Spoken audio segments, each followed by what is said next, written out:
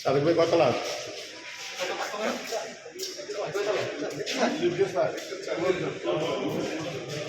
আজকে তনু মার্ডার মামলায় যে আসামি হাফিজুর রহমান ওনাকে মহামান্য হাইকোর্ট জামিন দিয়েছিল পরে চেম্বার জজ।